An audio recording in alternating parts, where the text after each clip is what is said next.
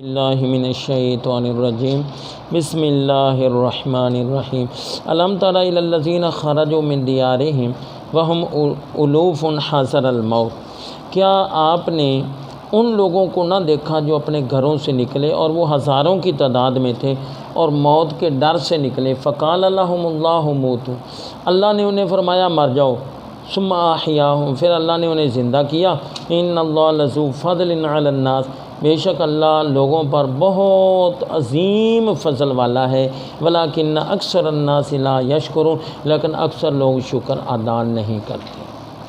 سورۃ بقرہ کی آیت نمبر 243 آج تلاوت ہوئی ہے۔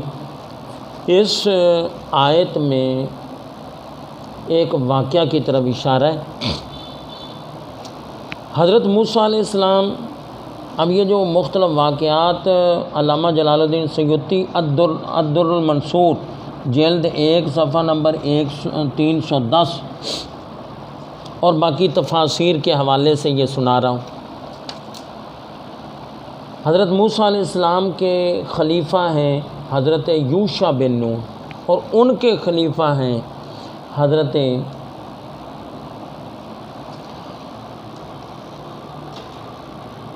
حزقیل علیہ السلام۔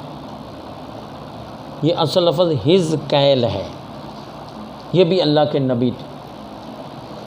بات یہ تھا کہ واسط ایک علاقہ ہے، اس کے قریب ایک بستی تھی، اس بستی کا نام تھا بیٹا داوردان۔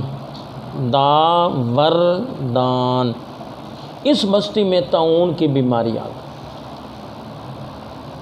کئی لوگ طاعون کی بیماری میں مبتلا ہو گئے۔ اب شریعت کا مسئلہ کیا ہے کہ جس بستی اور علاقے میں بیماری کوئی آ جائے، اگر تم آلریڈی یعنی پہلے سے ہی وہاں رہتے ہو تو چھوڑ کر نہ جاؤ، اور اگر باہر سے آ رہے ہو اور تمہیں پتہ چلا ہے کہ اس علاقے میں یہ بیماری پھیل چکی ہے تو اس بستی میں داخل نہ ہو۔ یہ ہے ایک شرعی مسئلہ۔ تو طاعون کی بیماری آ گئی، کئی لوگ ہلاک ہو گئے۔ ان میں جو زیادہ چلاک اور مالدار تھے نا، انہوں نے کہا یہاں سے بھاگے، وہ بھاگ کر کہیں دور چلے گئے، اور جو پیچھے رہ گئے ان میں سے زیادہ اس بیماری طاعون میں ہلاک ہو گئے اور تھوڑے بچ گئے۔ جب یہ بیماری ختم ہو گئی تو وہ جو بھاگے تھے وہ واپس آ گئے، تو یہ جو بچے تھے نا، یہ پچھتانے لگے کہ یہ کتنے سیانے اور اچھے رہے جو یہاں سے بھاگ گئے۔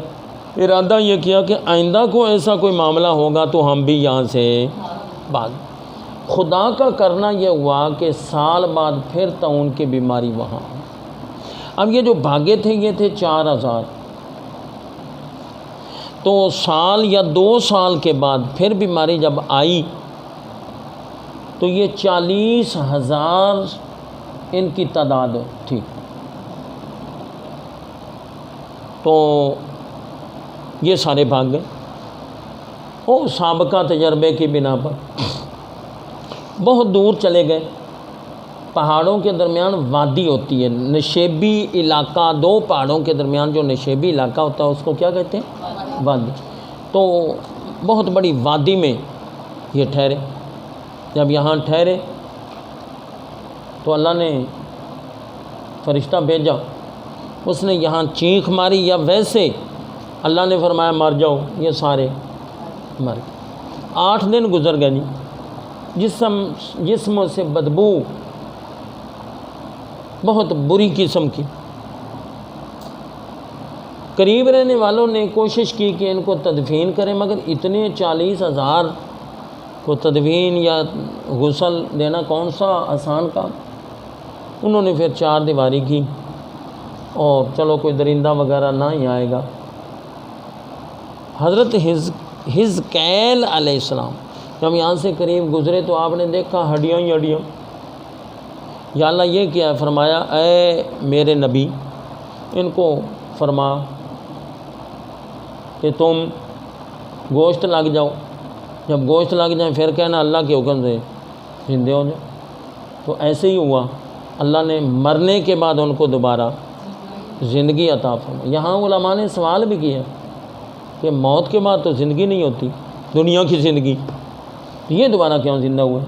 اور اگر وقت سے پہلے موت آ گئی تو قرآن فرماتا ہے پہلے آ ہی نہیں سکتی، اور اگر موت آ گئی تو موت آنے کے بعد تو پھر دنیا میں دوبارہ انسان آ نہیں سکتا۔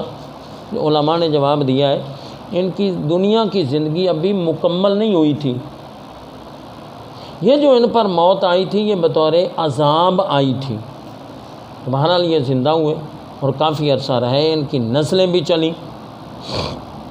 یہ اس واقعہ کی طرف اللہ کریم اشارہ فرما رہا ہے کہ وہ ہزاروں کی تعداد میں تھے، اپنے گھروں سے نکلے، اللہ نے موت کے ڈر سے نکلے۔ اللہ فرماتا ہے تم مضبوط قلعوں میں بھی ہو تمہیں موت پھر بھی۔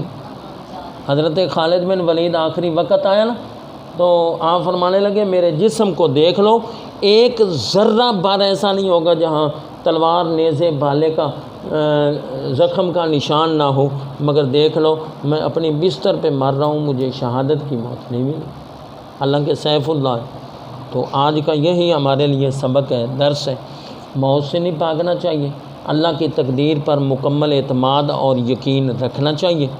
اللہ تعالیٰ کی رحمت شامل حال ہو تو جہاں چاہے وہ انسان کو بچا سکتی ہے۔ اللہ تعالیٰ یہ اخلاقی اور نورانی سبق پلے باندھ کر ہمیں زندگی گزارنے کی توفیق عطا فرمائے۔